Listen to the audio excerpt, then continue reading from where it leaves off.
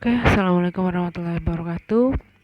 Setelah kalian kemarin mempelajari tentang dasar-dasar dan konsep dari definisi sistem komputer ya. Nah, sekarang kita sebelum lanjut ke 2 minggu lagi, yaitu kita akan coba masuk ke perakitan komputer, kalian harus paham tentang struktur dan bagian-bagian komputer. Ya. Nah, ini saya sudah yang kemarin juga sudah saya ulas sedikit, dan sekarang kita akan lebih ulas mendalam lagi tentang struktur dan bagian-bagian komputer ya.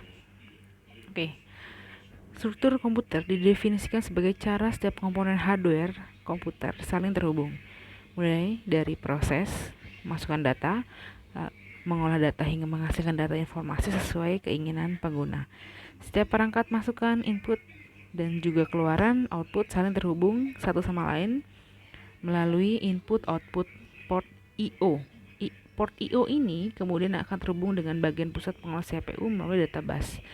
Nah, di sini ada kerja, ada yang bekerja, ada 3 yang bekerja. Pertama, control bus, data bus, dan address bus ya.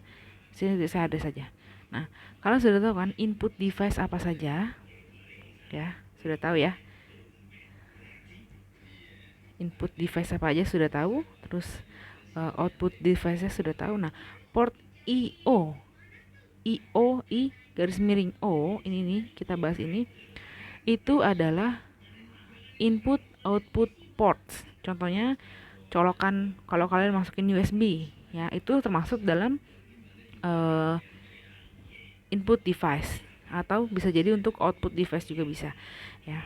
Nah, port I/O ini akan terkoneksi dari si input device nih ke sini gitu ya. Nah, dari sistem masukan atau sistem keluaran, nah kita akan bekerja dengan tiga pekerja ini, yaitu data bus, control bus, lalu address bus ya. Nah, ini adalah sebuah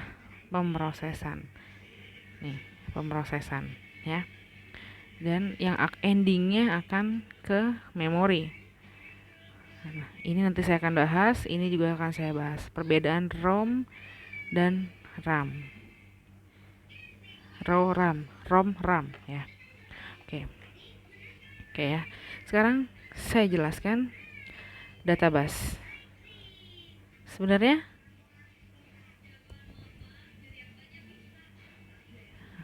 apa sih data bus itu? Nih. Nah, data bus itu adalah sebuah data atau aliran listrik yang mengandung sebuah data yang akan dikirim dari satu komputer ke komputer lainnya.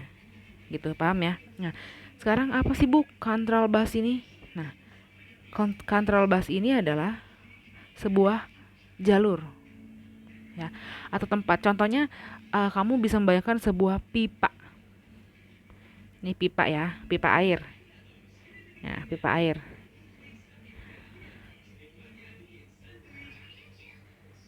Nah, gini ya. Di sini ada pipa yang ke kanan dan ke kiri gitu ya.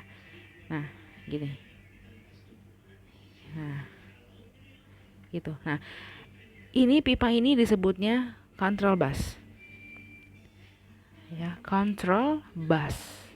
Nah, sekarang kita sebut data bus. Data bus itu adalah si air yang lewat. Ya, saya rubah warnanya. Contohnya, air yang lewat itu biru. Air yang lewat. Nah, ini namanya data bus. Ya, gitu. Nah, sekarang kita bahas, Bu, address bus. Nah, address bus nih.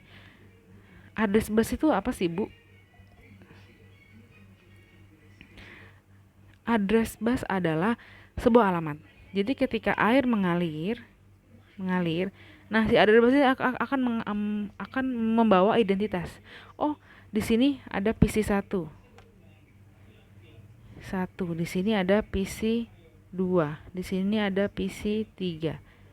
Gitu ya. Nah, si address bus ini akan membawa si air mau kemana? Misalkan alamatnya ke PC 3, ya udah dia akan ke PC 3 melalui jalur control bus. Nah, si address ini adalah data bus. Nah, sekarang sampai di sini kalian paham ya? Atau si address bus ini mau menuju ke PC2, ya udah berarti akan dibawa ke PC2 oleh address bus dengan jalur kontrol bus. Jadi ketiga jalur ini, ketiga pekerja ini saling terhubung dan mempunyai fungsi masing-masing, gitu ya. Nah, oke. Sekarang saya gambarkan prosesnya. Berarti ketika kalian melakukan input device ke sini ya, kalian tetap masuk ke port I/O. Ini sistem komputer ya. Lalu data bus akan bekerja juga, address bus juga akan bekerja melingkupi proses ini, lalu control bus juga bekerja melingkupi proses ini. Dimana ketika kalian input akan masuk ke sebuah proses, ya, lalu disimpan di dalam memori. Sekarang RAM sebutannya adalah random read only memory. RAM, random access memory. Apa saya terbalik ya? Pokoknya itu. Nah, intinya ROM itu bisa ditulis dan dihapus. Perbedaannya contohnya di sini adalah